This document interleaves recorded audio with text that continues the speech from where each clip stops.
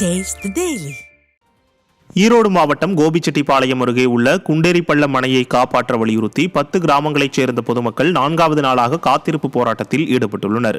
ஈரோடு மாவட்டம் கோபிச்செட்டிப்பாளையம் அருகே குன்றிமலை அடிவாரத்தில் 41 அடி உயரத்தில் குண்டேரிப்பள்ளம் அணை உள்ளது.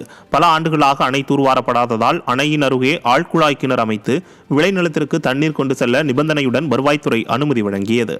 இதற்கு எதிர்ப்பு தெரிவித்து கடந்த 6 ஆண்டுகளாக கிராம மக்கள் போராட்டத்தில் ஈடுபட்ட நிலையில் 4 நாட்களுக்கு முன்பு அணை அருகே குழாய் அமைக்கும் பணி தொடங்கப்பட்டது. இதனால் ஆத்திரமடைந்த பொதுமக்கள் கோபி வட்டாட்சியர் அலுவலகத்தில் 4வது நாளாக காத்திருப்பு போராட்டத்தில் ஈடுபட்டனர். மேலும் தலைமைச் செயலகத்திற்கு அஞ்சல் மூலம் ஆதார் அட்டைகளை அனுப்பி போராட்டத்தில் ஈடுபட்டனர்.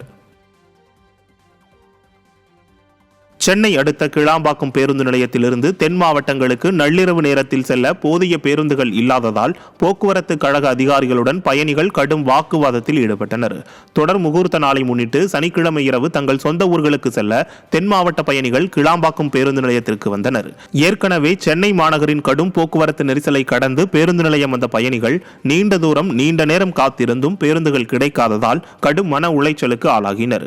இது குறித்து போக்குவரத்து கழக அதிகாரிகளுடன் முறையிட்ட பயணிகள் முகூர்த்த நாளை முன்னிட்டு மக்கள் சொந்த ஊர்களுக்கு செல்வர் என்பதை அறிந்து முன்கூட்டியே கூடுதல் பேருந்துகளை இயக்கியிருக்க வேண்டாமா என கேட்டு கடும் வாக்குவாதத்தில் ஈடுபட்டனர்.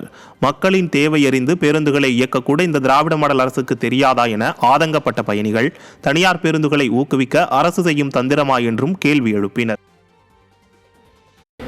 4 டிப்போ இருக்குது, விழுப்புரம் இருக்குது, சென்னை இருக்குது, சென்னை சவுத் இருக்குது, திருச்சிக்கு ஒரு பஸ் கிடையாது.